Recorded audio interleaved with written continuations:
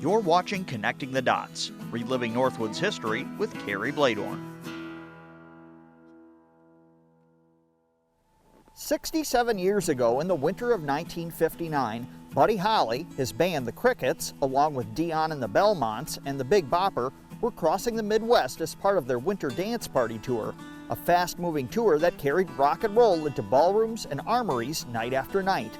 By 1959, Buddy Holly had risen from young Texas musician to a national radio star, helping define early rock and roll with hits like That'll Be the Day and Peggy Sue that were played constantly across the country.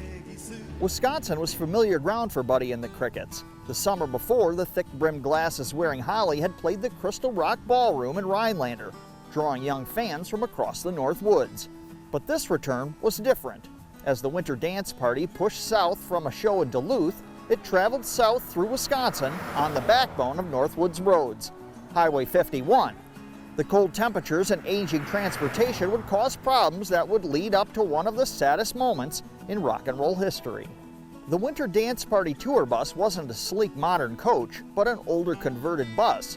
It was cramped, it rattled, and struggled to keep warm when temperatures dropped below freezing. Subpar transportation was common for touring acts of the era, especially those on tightly booked package tours like the Winter Dance Party. By late January, the tour was already wearing thin. The schedule was relentless. One-night stands stacked back-to-back with long overnight drives in between were grueling for the band members. On January 31st, the Winter Dance Party played the Duluth Armory in Duluth, Minnesota. The next day called for an afternoon matinee at the Cinderella Ballroom in Appleton, followed by an evening show at the Riverside Ballroom in Green Bay. On paper, the 325-mile haul was demanding, but manageable with good roads. In the Northwoods winter, it was anything but.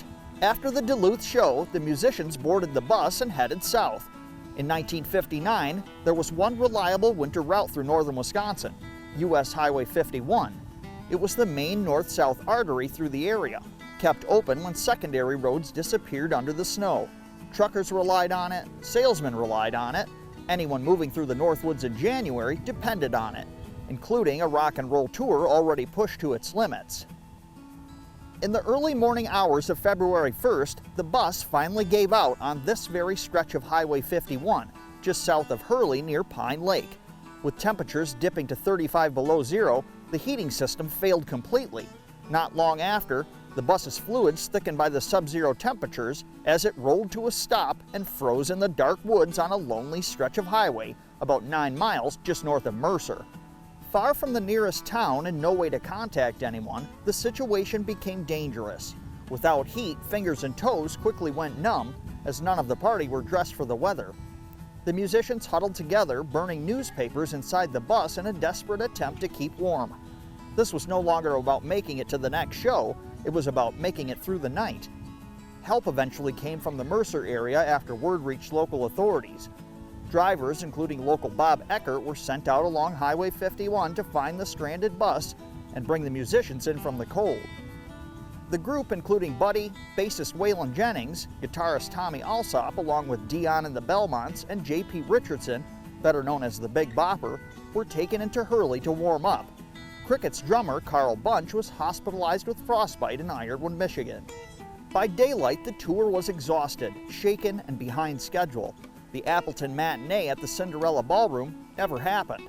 There was no time and no strength left for it. But the night wasn't over. The musicians regrouped and pressed on to Green Bay, where the Winter Dance Party still took the stage at the Riverside Ballroom. The crowd danced, the music played on, and few would have known how close the tour had come to stopping altogether in the early morning hours along a desolate and frozen stretch of highway far to the north. That night along Highway 51 mattered. It was not an isolated moment. It was part of a pattern of cold, exhaustion, and mechanical failure that defined the final days of the tour. The following night in Clear Lake, Iowa, the tour played on.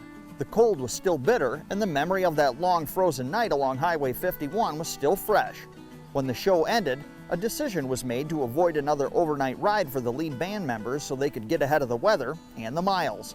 A small charter plane was arranged. On board the plane in the early morning hours of that fateful February 3rd were Buddy Holly, Ritchie Valens, and the Big Bopper. Shortly after takeoff, the plane went down in a snow-covered field outside of Clear Lake, killing all 3 musicians as well as its young pilot, whose limited experience in winter night flying proved tragically inadequate for the conditions. The loss sent shockwaves through popular music and froze a moment in time that would later be memorialized by Don McLean as the day the music died.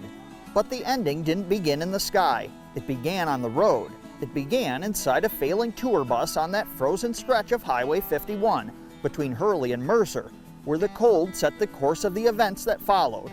The North Woods didn't claim the music, but for one long winter night, it shaped a moment in rock and roll history that we've never forgotten.